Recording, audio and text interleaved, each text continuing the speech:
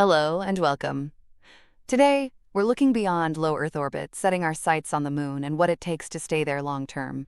Establishing a permanent human presence isn't like the short visits of the Apollo era.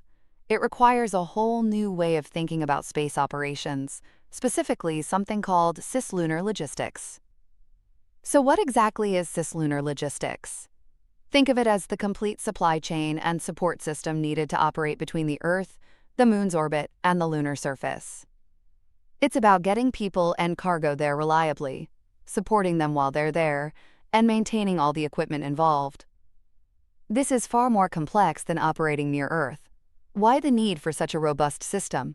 Programs like Artemis aim for sustainable lunar activities. The moon is days away, not hours like the International Space Station. We need regular transport for crews and supplies, like scientific gear and habitat modules. We also need infrastructure in space, like the planned Lunar Gateway, to act as a hub, maybe even a refueling stop. Managing resources like fuel, water, and oxygen becomes critical, as does supporting longer stays on the lunar surface itself with habitats and rovers.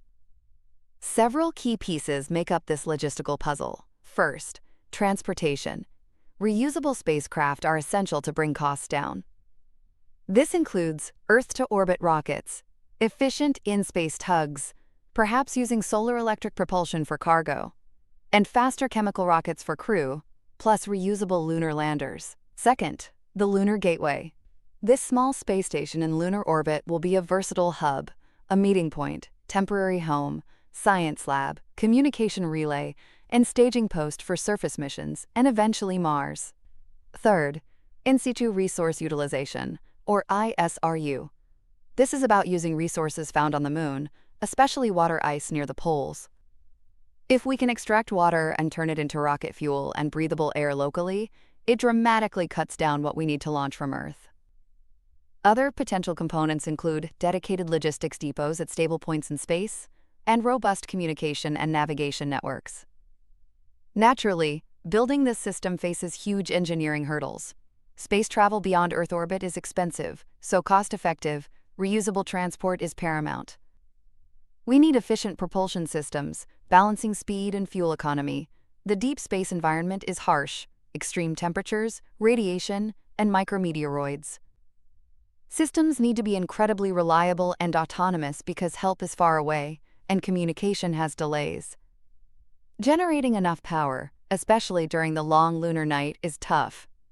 ISRU technology, while promising, still needs development and proving.